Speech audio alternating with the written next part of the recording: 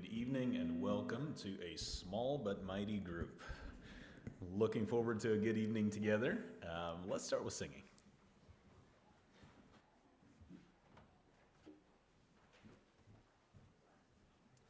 Number 143. Come, let us unite to sing that God is love. In verse 3, it talks about some of the things that the Lord God is to us. He's our sun and our shield. He is our help, our hope, our strength, and our stay, and He's going to be with us. So let's stand and we'll sing 143.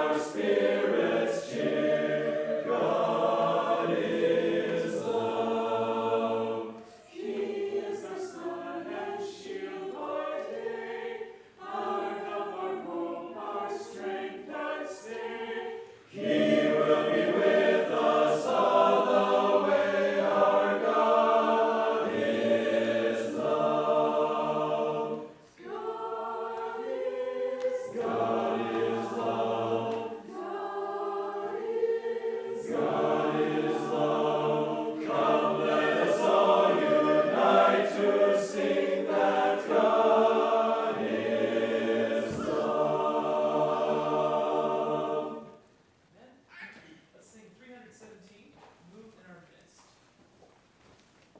317.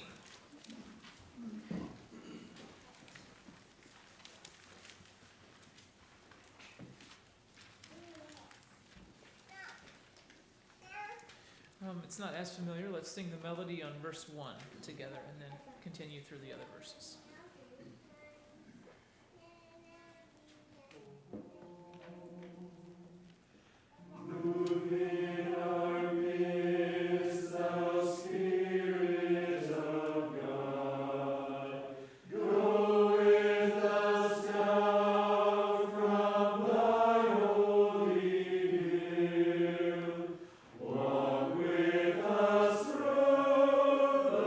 Storm and the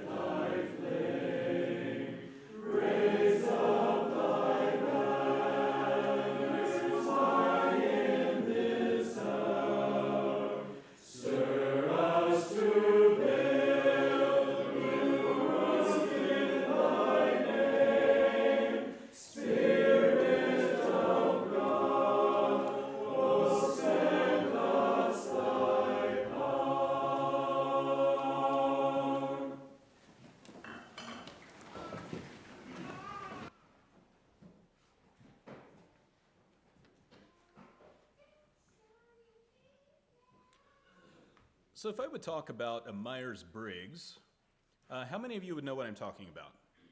A number? Okay, how about a disc? Certainly should have some farmers there. The Enneagram. Clifton Strengths. Working Genius. So we have some farm equipment and some other things. What are these?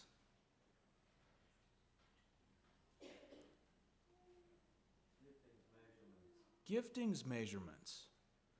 So when I first started getting into some organizational development work, one of the first things you bump up against when you start working with people and organizations and human systems is the realization that not everybody is the same.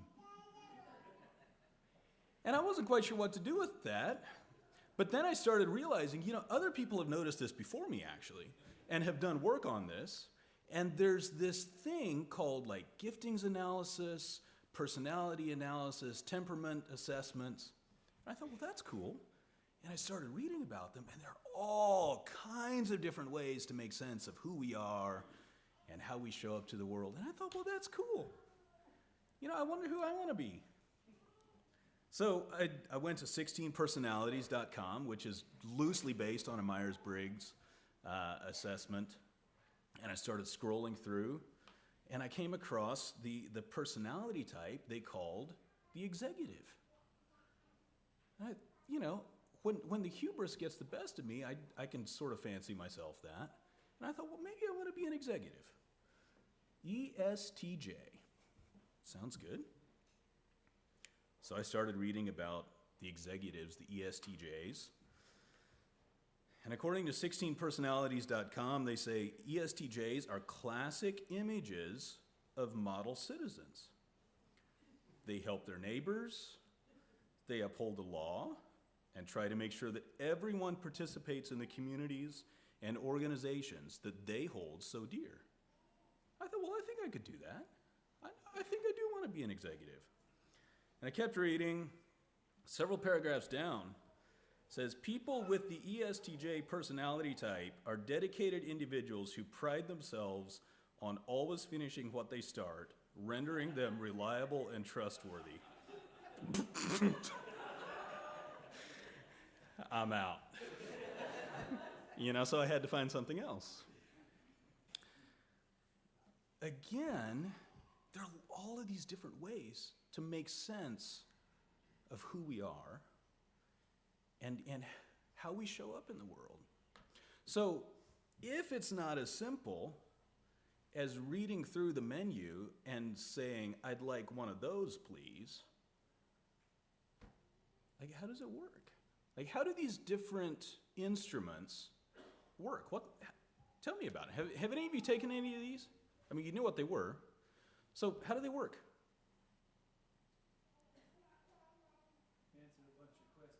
You answer a bunch of questions. What does that do?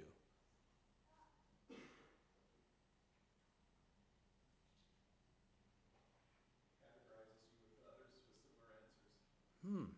So somebody a lot smarter than I am has gone to the trouble to figure out if we ask these questions based on how people answer, we can kind of figure out patterns and systems that can help us give vocabulary to how these people might show up in the world.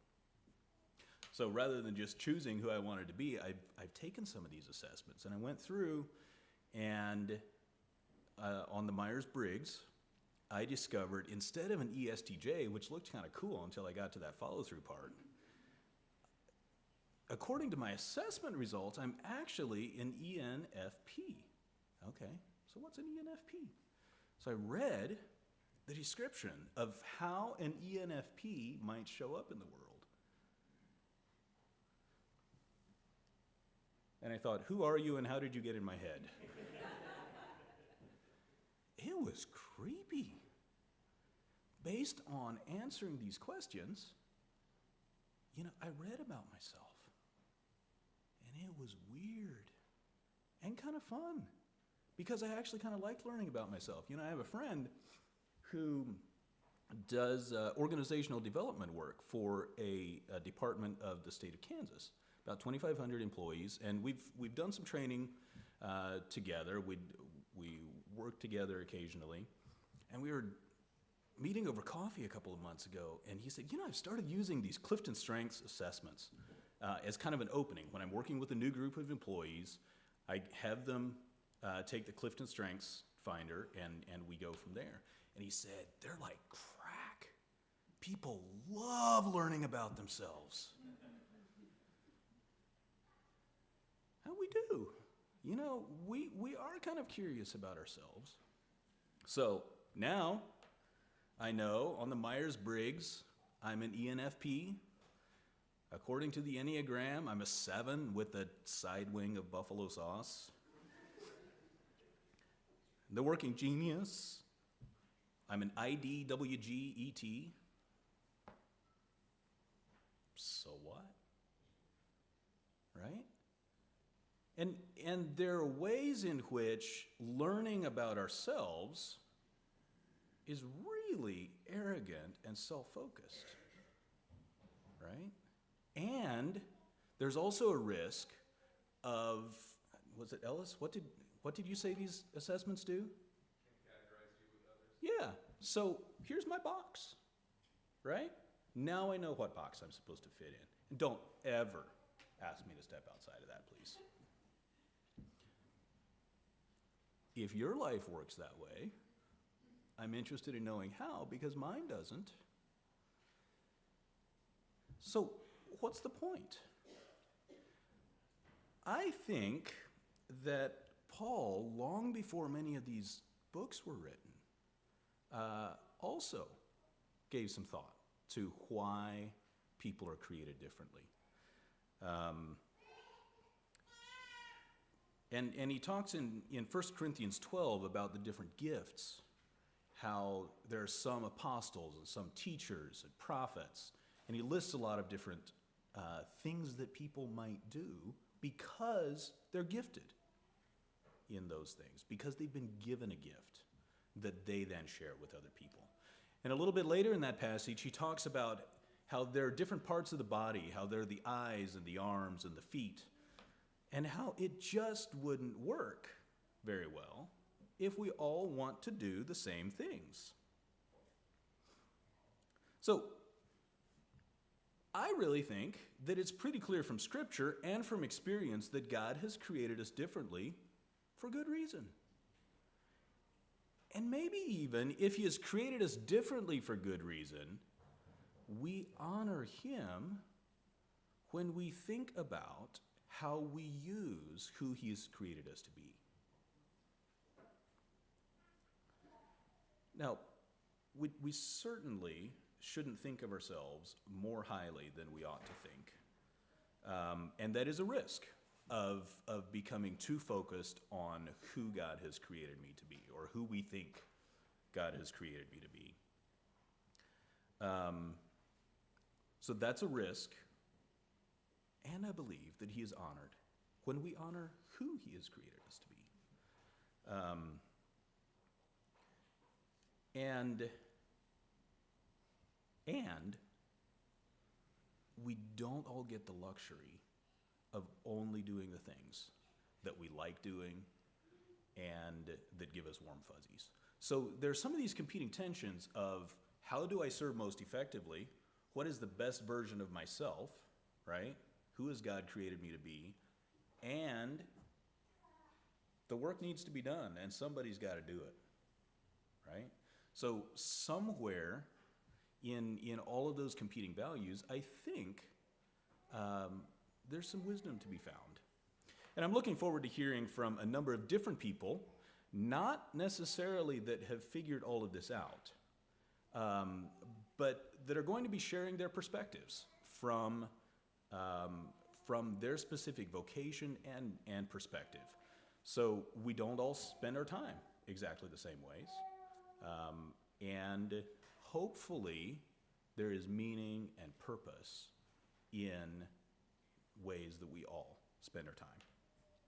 So the instructions that the speakers were given, or some prompts that they could work with were share with the group how you think about vocation and purpose, and how you see your current vocation as being purposeful and fulfilling. Some questions that we might wrestle with: what is the role of joy in the work itself? What is the role of gifting and natural or developed ability? What is the role of sacrifice in vocation? What is the role of financial compensation in choosing vocational path? Why do we talk about work-life balance as if work and life are separate realities that must be carefully balanced so as not to get too much work or too much life? And we offered bonus points. I don't know how we deliver these, but bonus points for sharing struggles you may have had or have with finding peace or fulfillment in your vocational journey, and how you've navigated or are navigating those challenges. So I'm looking forward to hearing from Marvin and Marietta tonight. Very loosely, the boxes here are Marvin will be talking about vocation as a business person, kind of in the for-profit business world. Marietta will be sharing her perspective from somebody in full-time ministry. And we hope to hear from people about preaching and teaching and motherhood in future evenings. So really looking forward to some of these sessions. In the meantime, I would like to take some prayer requests and spend a little bit of time in prayer before we continue with the rest of our evening. What prayer requests do you have?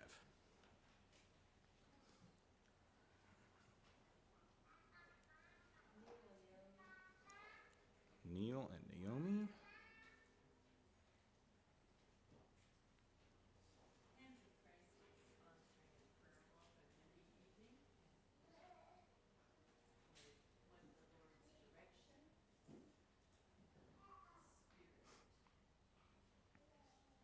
Hands of Christ is sponsoring a prayer walk Monday evening and ask for the Lord's direction and spirit.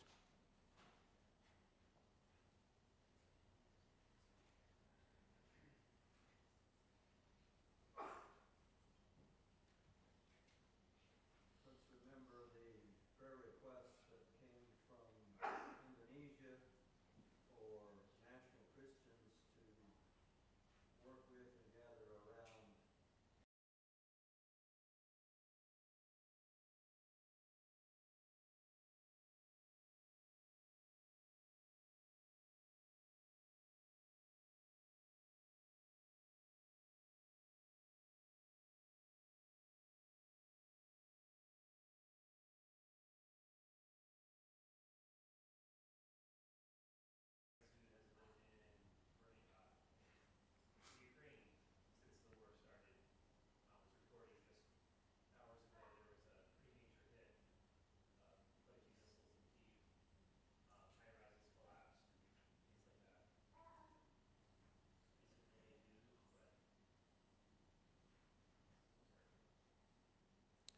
Ongoing and escalating violence in Kyiv. when buildings collapsed. Did that crush people?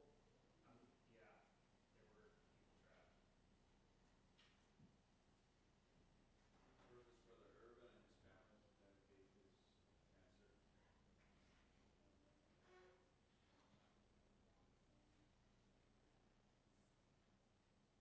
Victims of the Myanmar earthquake. Sorry, I forgot to repeat these for the benefit of people watching. Bertha's brother Urban, navigating a journey with cancer, and the victims of the Myanmar earthquake.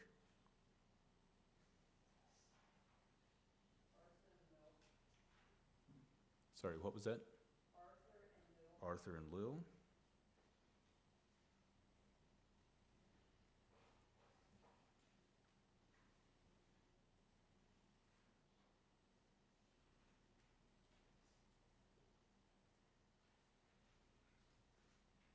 All right, I'll read over this list again. I think we'll spend several minutes just gathering in small groups. John, if you could be prepared to lead a song then in about 4 or 5 minutes. Neil and Naomi, the Hands of Christ prayer walk scheduled for Monday, asking for the Lord's direction and spirit. National Christians in Indonesia together with Matthew and Andrea and Levi and Angie. The escalating violence and loss of life in Kyiv and Ukraine. Bertha's brother Irvin and his journey with cancer.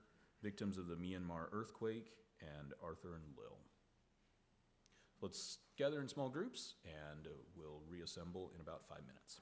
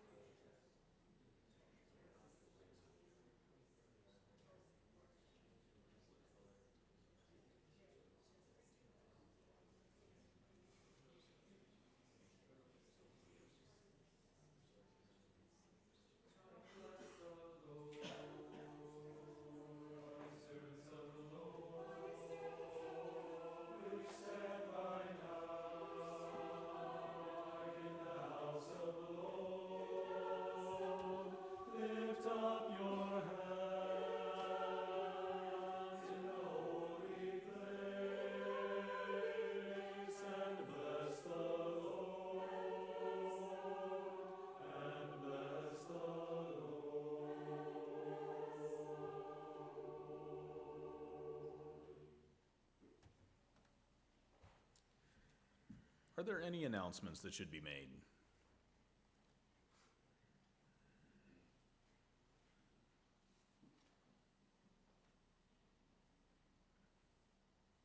All right. If there aren't any, we'll look forward to hearing from Marietta as she shares about her perspective of vocation and purpose in full-time ministry. And just to clarify, my air quotes around full-time ministry earlier are certainly not intended to denigrate that work. I think all of us should be in full-time ministry, right? So that looks differently for all of us. Marietta?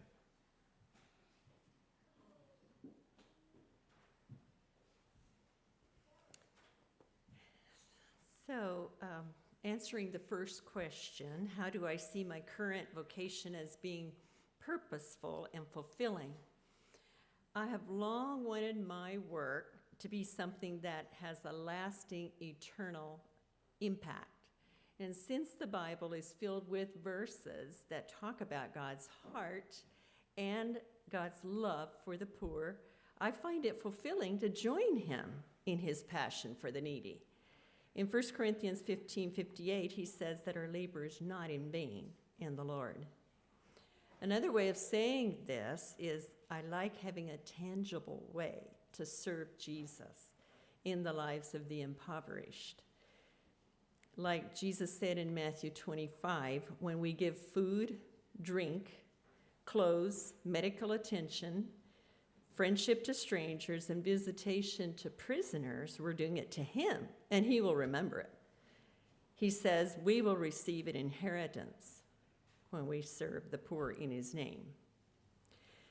Besides thinking about making Jesus happy, I find it very fulfilling to help move people from despair due to their isolation and instead instilling hope in them while providing safety and security by joining them to community and the body of Christ.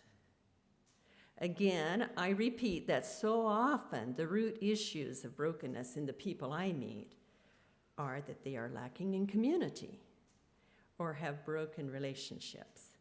I am so privileged to connect them with somebody from Center or the other churches or someone whom I've gotten to know in my Hutch networking. I'm going to give some examples of this. So, for example, housing. If I find someone who is homeless or about to be homeless with low income, I take them to Annette Boyer at the High Rise in South Hutch, or I contact landlords that I think would fit into what they can pay. Last January, a single mom of 5 children whom I've known for more than 2 years was evicted from her apartment. Naturally, that really bothered me. I was overjoyed when Annette found a spot for her in one of the apartments in the back. She is now in one of those cottages behind the high rise, doing very well. She meets with me almost weekly to give me an update about their general well-being. In addition to, so I talked about housing. So in addition to housing, another example of giving the poor community is by giving options for work. Last week, Jana and I met with a couple, and the man told us how his employment with a large corporation in Hutchinson was in jeopardy.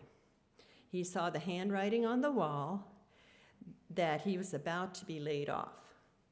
So just like so many other employees, I suggested he apply at Knisley Brothers. I saw the light come into his eyes as he exclaimed that he would do so that very day. I haven't had a chance to reach back and see if he did. Another example, on Monday of this week, I met with a father of an 8-year-old baby and a 3-year-old son. both sons. He was feeling such despair about not finding work, though he'd applied at 125 different places.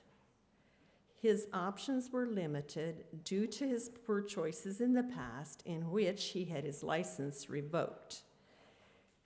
But most discouraging is that the big companies outsource the applications so that the HR in the community, in the company, never even sees his qualifications.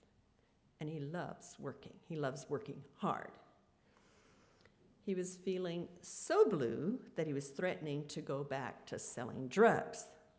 I seriously warned him that that is a thought straight from the enemy, and it's his way of tempting him in order to entrap him and then steal from him. I reminded him that in past months he'd been more interested spiritually in seeking God, and so of course the enemy was going to fight back hard against him. He had to admit I was right. I took him to Tyson's, where we talked to current employees who gave him the local numbers to call. And I also stopped at the Noel Lodge and talked to Kylie, who gave suggestions as well about work. By the end of the conversation, I was able to give him 5 more options about where he could find work. He had a smile on his face that day, but today I found out from his wife that he's so full of despair he's not actually even applied. So I would appreciate you really praying for him. They lost a baby girl, and that really continues to haunt him. So I don't know if that's why he's stuck right now. They lost a baby girl. Well, I'll come to that in the rest of my talk. So, and in addition to housing, options for work, a third way of providing connection to community is to suggest that they get help with mental illness, with the mental health issues. I refer them to Milestone Clubhouse on Main Street, where they can get daily meaningful activities like learning how to cook and how to eat together and how to clean up afterwards. The meals only cost $1.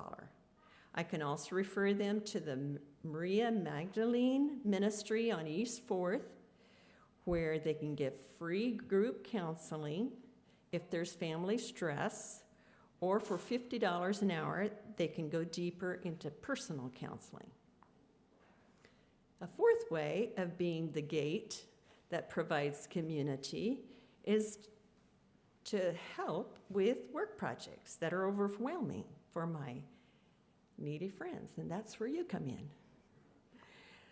Saturday, I referred an 85-year-old woman to Nate Miller, Sarah's son, who will be doing her mowing for the summer.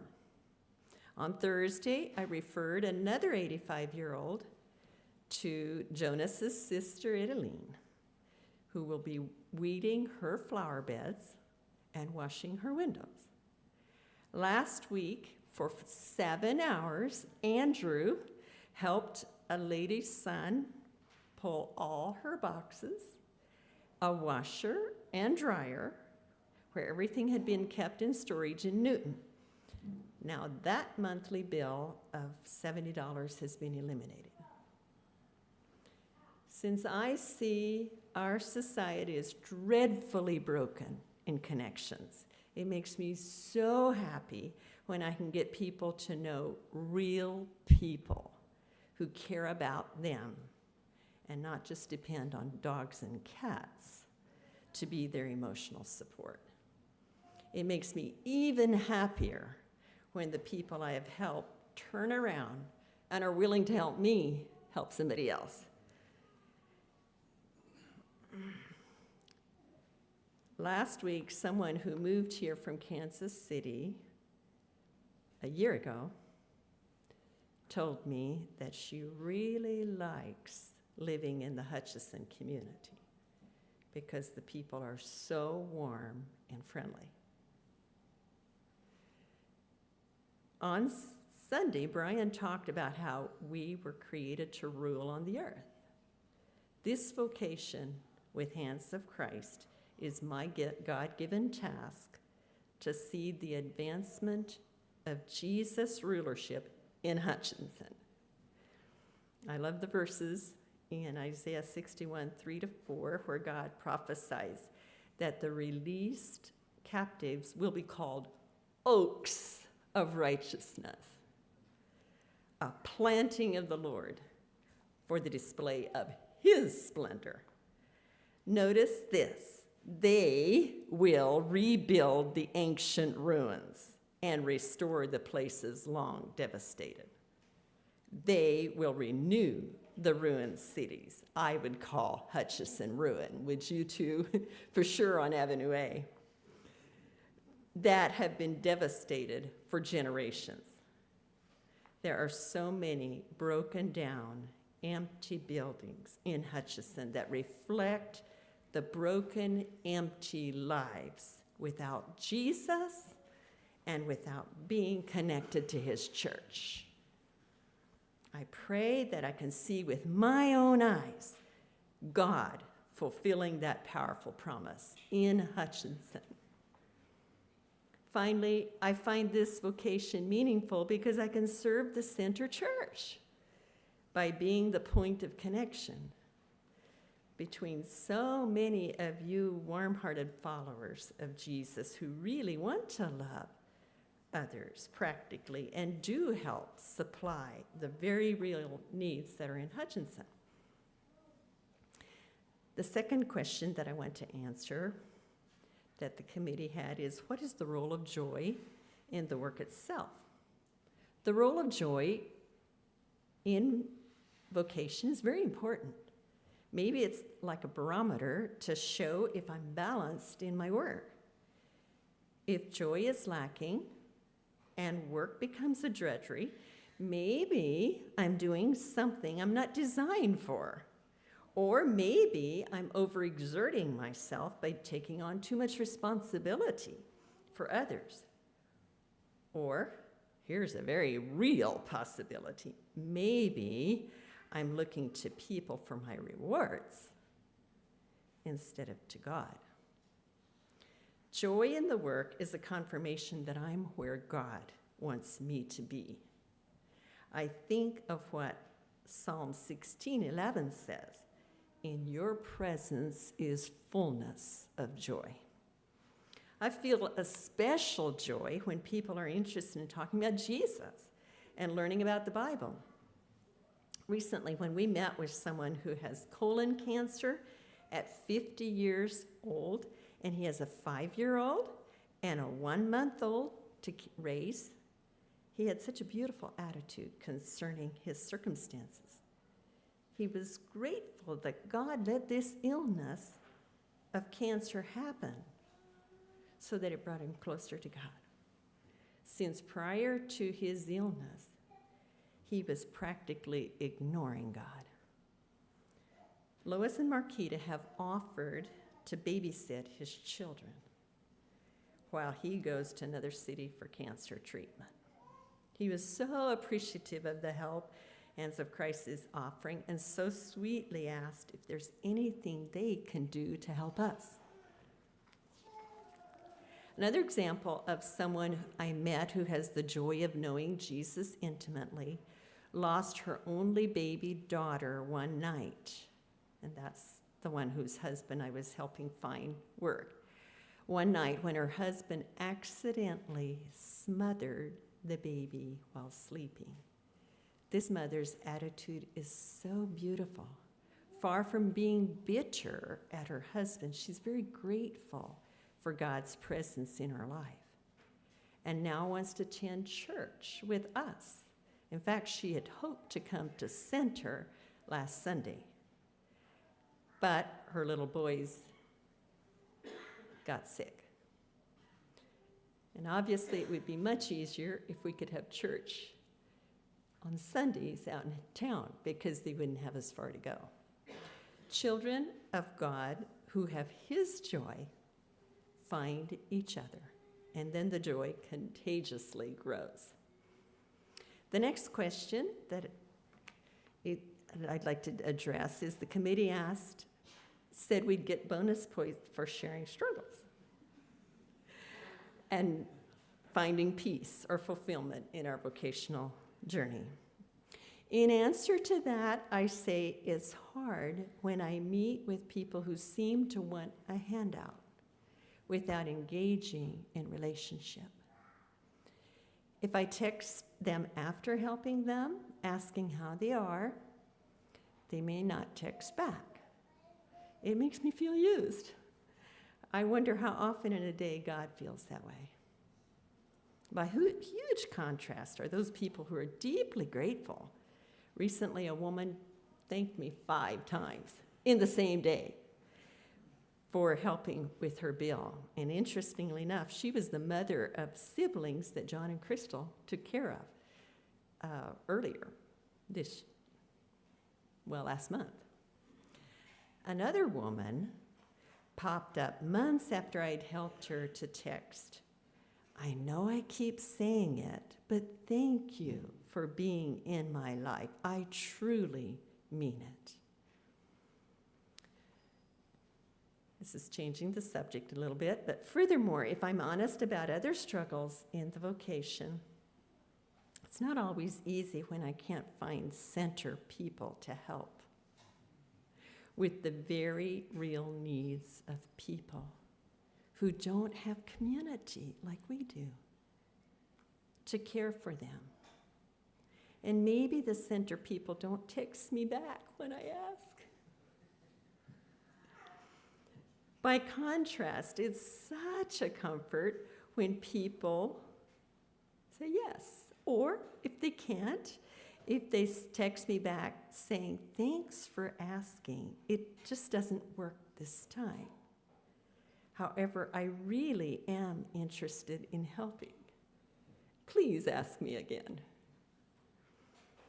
It is also a great encouragement when people regularly give to the Blessing Fund in order to help in tough situations and ask how they can get involved. The 4th question, what is the role of gifting and natural or developed ability in vocation? Without gifting, certain vocations would be very burdensome and dull. For example, if I would have a repetitive office job where I wouldn't talk to people, I would wither very quickly.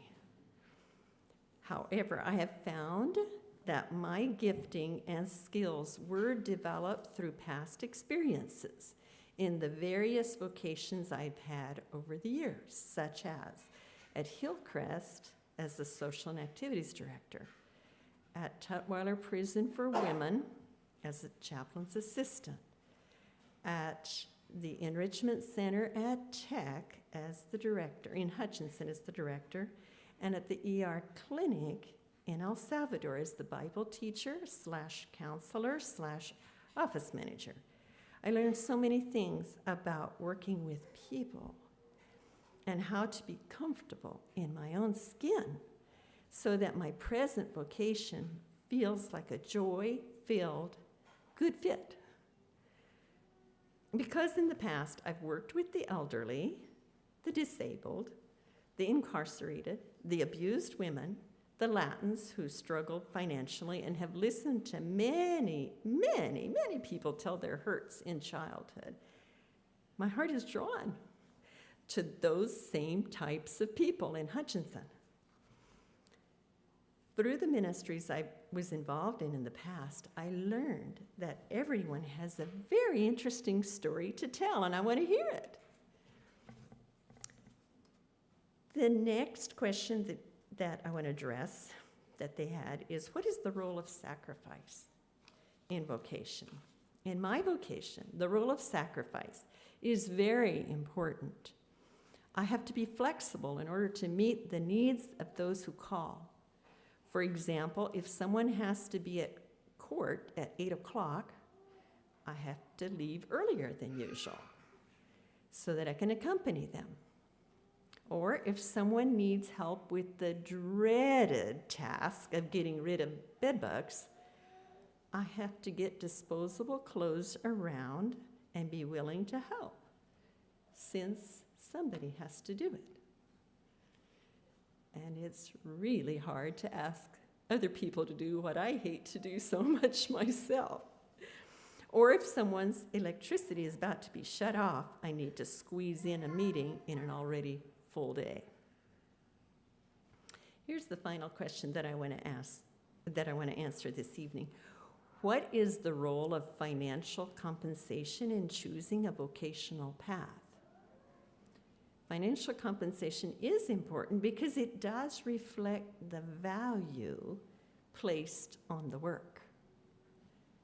I greatly appreciate and am deeply encouraged by how the Hands of Christ board shows that they believe in and value this vocation. I thank God for them. I'm thinking about financial compensation, however, I would rather invest in a vocation obviously advancing Jesus' kingdom that gives lower pay than in a vocation that pays top dollars, but I don't feel Jesus' passion in it. In conclusion, whether finding meaning or joy in experiencing challenges and sacrifices, or receiving compensation for my vocation, in every aspect, I remember, as God said to Abraham, He is the exceeding great reward.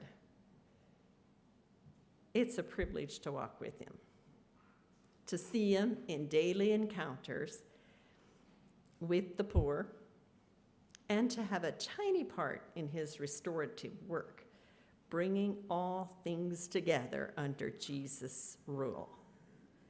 I recognize the huge gap that exists between heaven's shalom and the brokenness in Hutch. Yet I'm encouraged to see His redemptive work in people reaching out with grace to touch people in pain and need.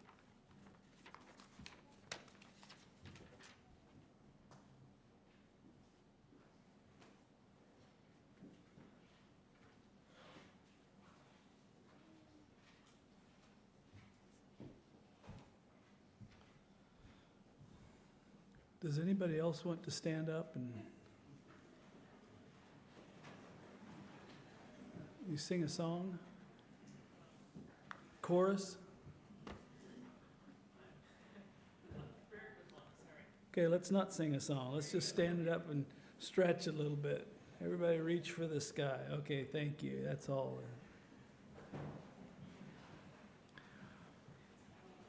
Well, I hope to have a little bit of interaction.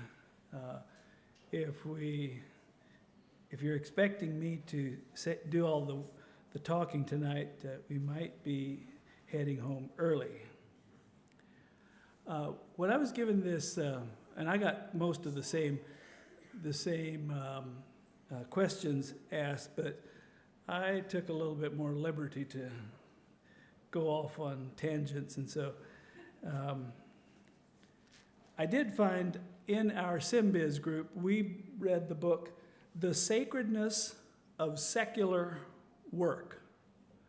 I found that very fascinating. I'm going to read 2 paragraphs to start off that I think kind of encapsulates the concept of the book. Genesis 2:15 says, God took the man and put him in the Garden of Eden to work it and take care of it. The word we translate as work in this verse is the same Hebrew word abad, I'm sure that's not correct, which is the same word we translate as worship in Exodus 3:12.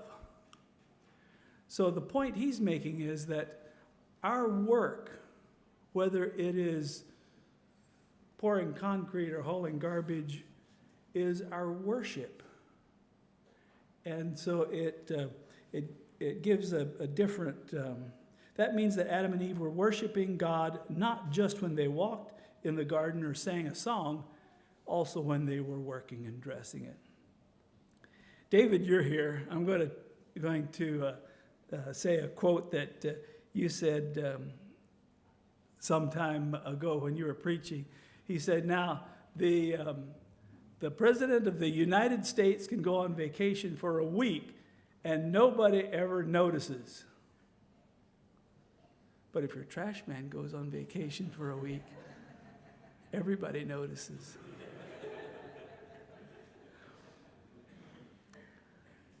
I would like to posit that the work that we do can be varied, but it can be very important.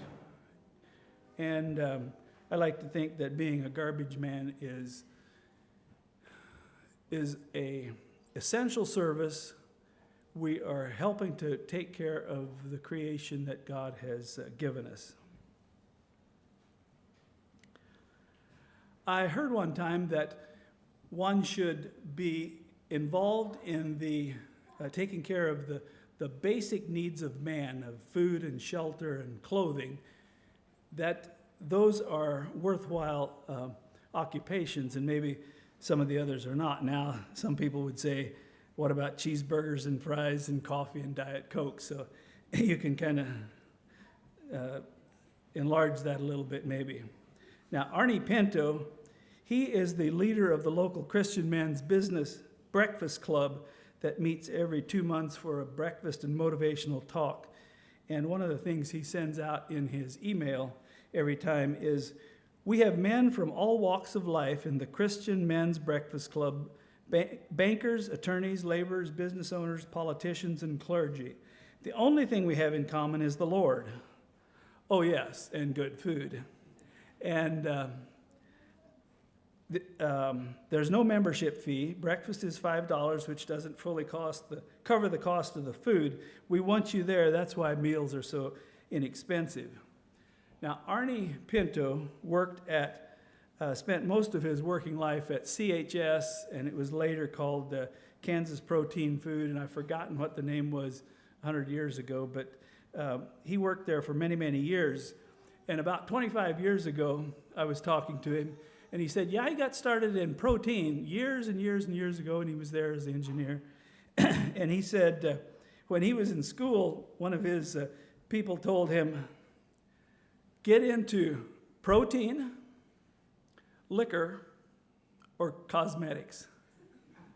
There is always going to be a demand for those things. People have to eat, they have to drink, and they have to look nice. Now, that was his comment.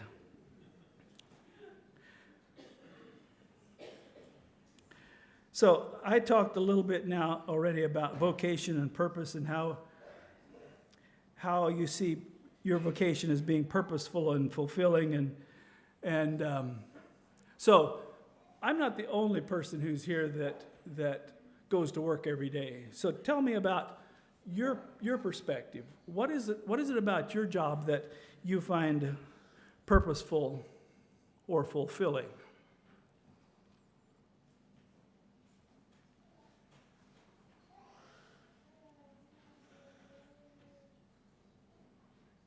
You didn't come just to hear me.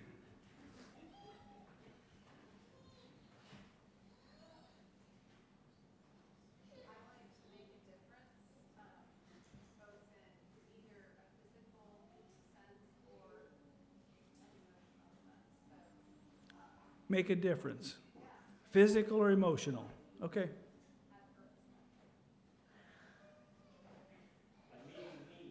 Meeting the needs. Okay.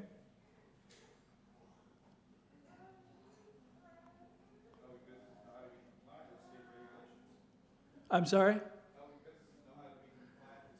Okay. There are sometimes government regulations that have to be followed. And we want to help navigate those. Great. One of the things that I enjoy is helping people keep their commitments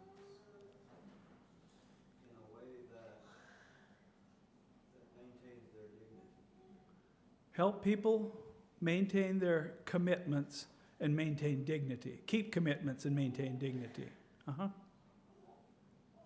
like that we get to help people be more effective and improve their quality of life. And by being active in the marketplace, we have collisions with people that we would never interact with otherwise. We have chances to interact with people. Mhm. Tell us. Come to mind. One is, there's a joy in doing work really well. And, yeah, and seeing the result of that. And then there's also a joy in investing in others and seeing them grow both in their skills and grow personally. Does God like to do things well?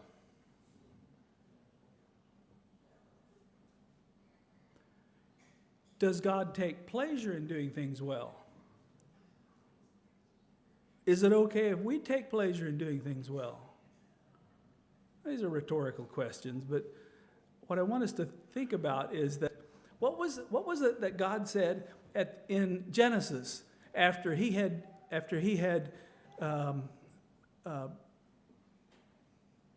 done the creation, after he had created the worlds? It was good.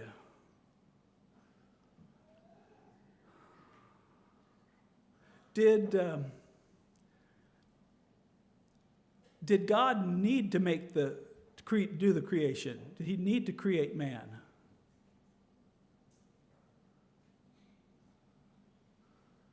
It was a self-imposed need if he needed something. Okay. Well, my point is that he took pleasure in the creation. And I think it's okay that we take pleasure in the work that we do.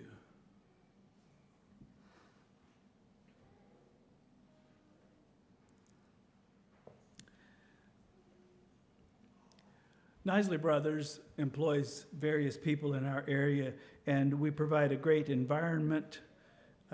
People are home every night. We have great teammates, great pay and benefit.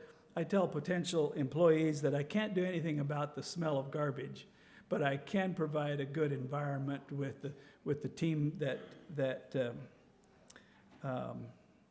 and a wholesome environment. Now, a colleague years ago who was somewhat younger than me said he thinks that driving a garbage truck is just like playing a video game. You just get to move the handles and the machine does these things. And I don't know about that. I don't play video games much, but when the skies are blue and the grass is green and the sun is shining, I love driving a garbage truck and taking away other people's problems. So.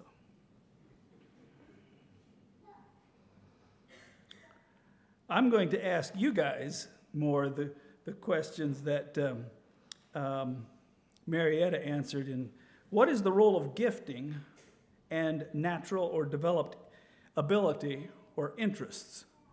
How does our interests, how does that factor into vocation or choosing a vocation? Does that have anything to do with it? Well, if we feel like we fit the job, it gives me joy. Okay? Fitting the job.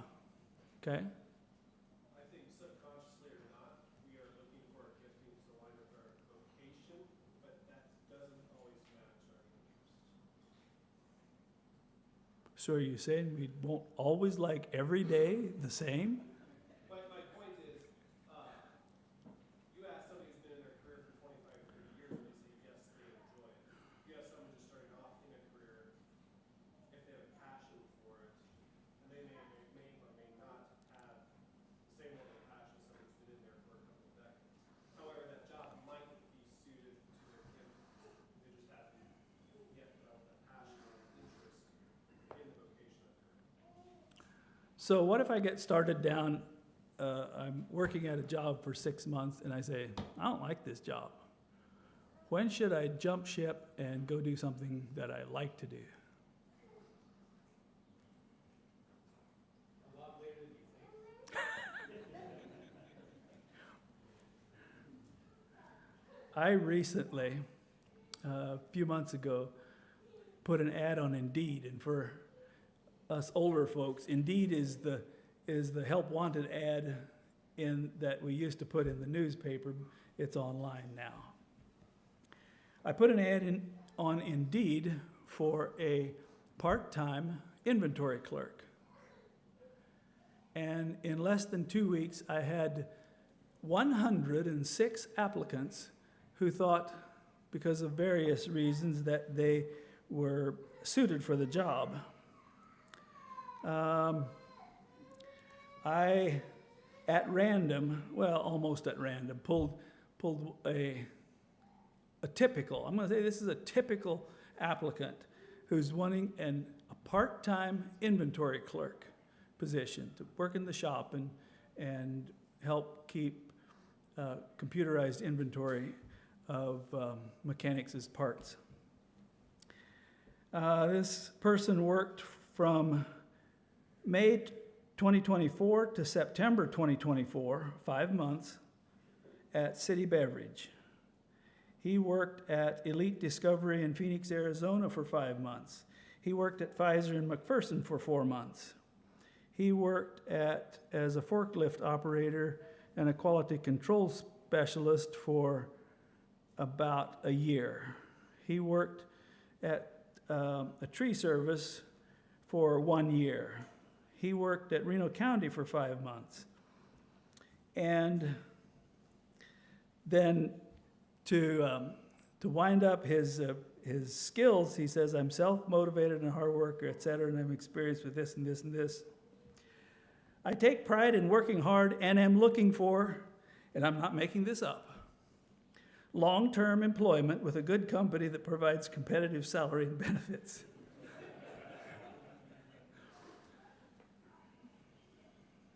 So again, my question is, when do you decide that you should jump ship? And my goodness, time is flying. I'm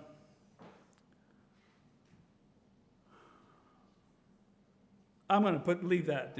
You can talk about that afterward. I want to say a couple other things.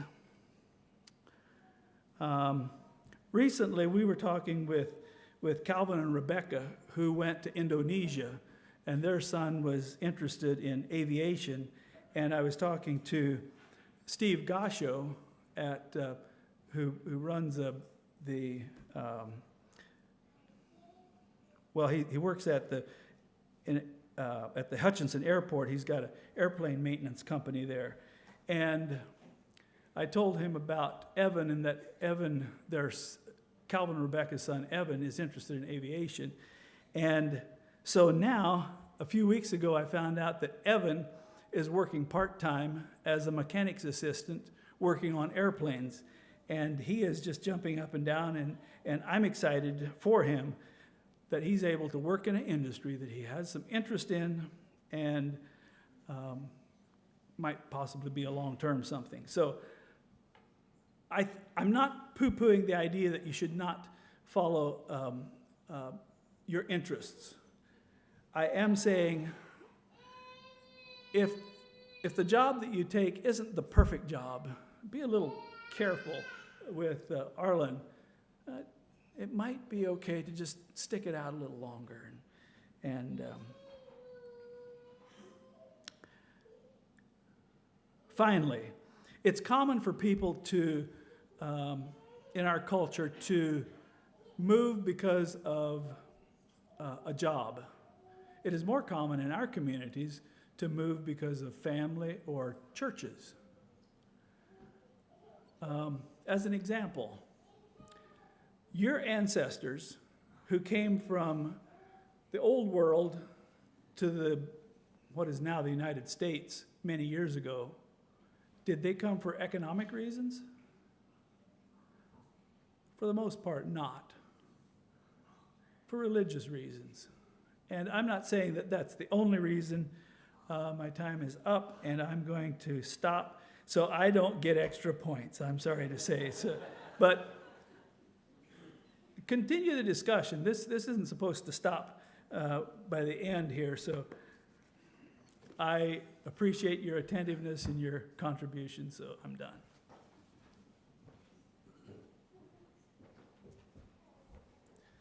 Well, thank you very much, Marvin and Marietta, for sharing with us this evening, and I hope that the conversation does continue, because we all spend our time doing something.